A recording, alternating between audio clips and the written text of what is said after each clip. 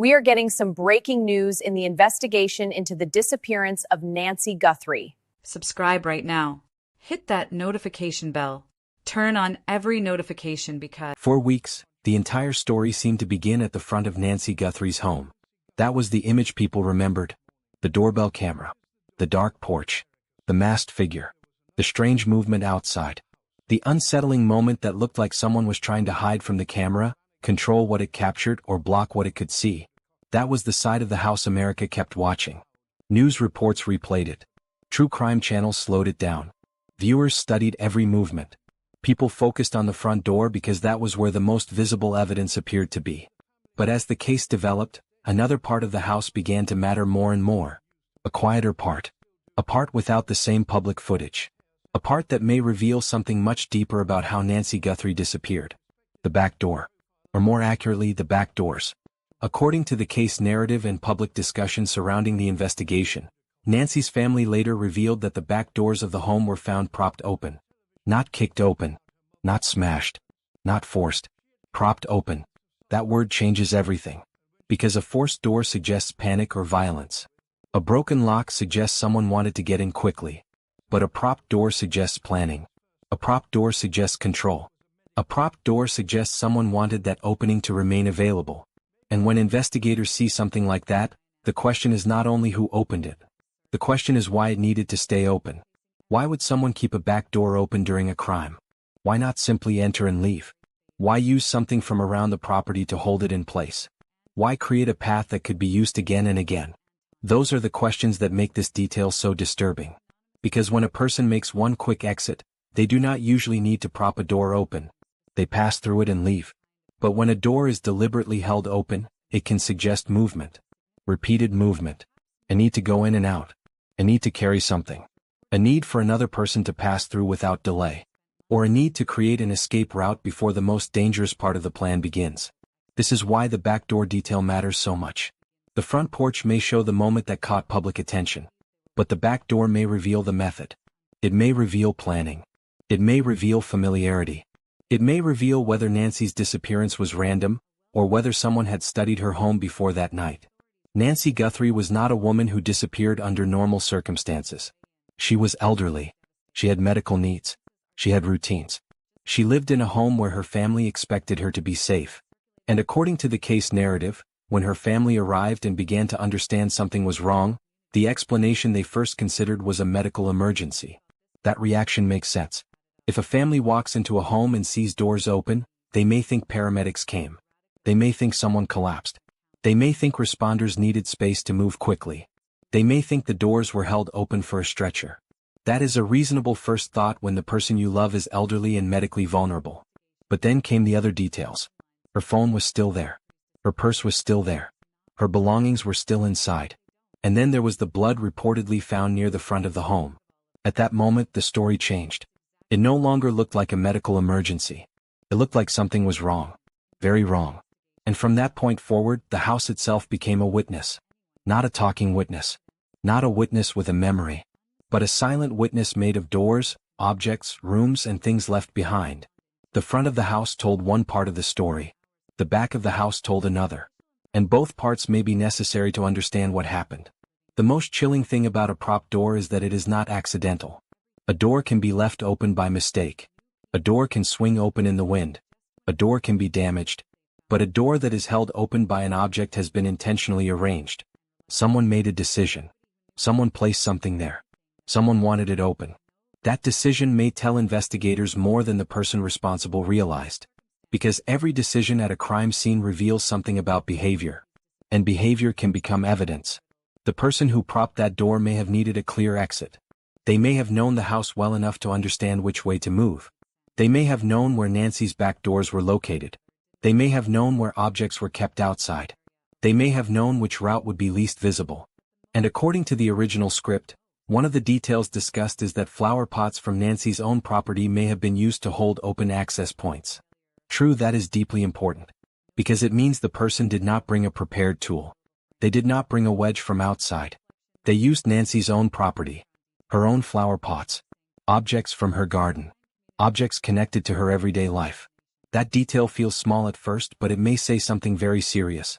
A stranger moving around a property in darkness might not know where to find something heavy enough to hold a door. A stranger might hesitate. A stranger might search. A stranger might make noise. A stranger might not understand the layout. But someone familiar with the home or someone who had taken time to study it could move with more confidence. They could know where the pots were. They could know which door mattered. They could know how to create a path. And that possibility is one of the most troubling parts of the case, because it suggests the person responsible may not have been completely unfamiliar with Nancy Guthrie's home. That does not mean the public knows who it was. It does not mean anyone should be accused without evidence. But from an investigative point of view, it raises the possibility of proximity. Someone who knew the property. Someone who had been there before. Someone who had watched. Someone who had studied. Someone who knew enough to move around in the dark without acting lost. And if that is true, then this may not have been a random crime at all. It may have been planned. The lack of reported struggle inside the home makes that question even more serious. According to the case narrative, sources have emphasized that there were no major signs of a violent struggle inside Nancy's home. That matters. In a case like Nancy Guthrie's, the most important evidence is not always the evidence the public sees first. The public sees the images, the front porch, the doorbell footage, the masked figure, the headline, the family interview, the sheriff's update. But investigators see something else. They see the pattern. They see what was touched. They see what was left behind. They see what was missing. They see the difference between chaos and control. And in Nancy Guthrie's case, that difference may be one of the most important parts of the investigation. Because when you step back from the emotion of the case and look at the scene carefully, one thing becomes difficult to ignore. This does not look like a random moment that simply exploded without warning. It looks like someone knew where they were going. Someone knew how to move. Someone knew which part of the house mattered. Someone may have understood that the back of the property could be just as important as the front. And that is where the evidence begins to speak. Not loudly. Not completely. But enough to suggest that investigators may be looking at a person who had some level of familiarity with Nancy's home. The propped back doors are one part of that. But they are not the only part. According to the case narrative, there were reportedly no major signs of a violent struggle inside Nancy's home. That single detail changes the entire picture. Because when people imagine an abduction, they often imagine a violent fight inside the house. Furniture knocked over. Items broken. A room disturbed. A home showing signs that someone was dragged or attacked inside. But if the inside of the home did not show that kind of chaos, investigators have to consider another possibility. Maybe the most important confrontation did not happen deep inside the house. Maybe it happened closer to a doorway. Maybe Nancy moved toward the person. Maybe she opened the door. Maybe the person outside created a reason for her to come closer. That possibility is disturbing because it suggests the person responsible may not have needed to break in. They may have needed Nancy to respond. And if Nancy responded, the next question is why? Why would an elderly woman in the middle of the night move toward a door? Why would she approach danger? Why would she open or come near an entry point when she should have been asleep? Was there a sound? Was there a voice? Was there someone she recognized? Was there a story or emergency used to manipulate her? Was the person outside familiar enough to lower her guard? These are not accusations. They are investigative questions. But they are questions that matter because they point toward behavior. And behavior is often where the truth begins. A stranger who does not know the home may act differently from someone who has been there before. A stranger may rush. A stranger may panic. A stranger may break something. A stranger may leave the wrong kind of trace. But someone who knows a home or someone who has studied it may move with confidence. They may know where the doors are. They may know where cameras are positioned. They may know which areas are darker. They may know what objects are outside. They may know which direction provides the fastest exit. And if flower pots from Nancy's own garden were used to hold doors or access points open, that detail becomes more than a small object in the scene. It becomes a behavioral clue. Because using something from the property suggests the person was either comfortable enough to improvise quickly or familiar enough to know what was available. That is why the flower pots matter. They were ordinary. They were part of Nancy's home. They were part of her garden. They belonged to her life. But if they were used to prop doors open, then something personal and harmless became part of the crime scene. That is deeply unsettling. Because it suggests the person responsible may have turned Nancy's own surroundings against her. Her home. Her garden. Her doors. Her routine.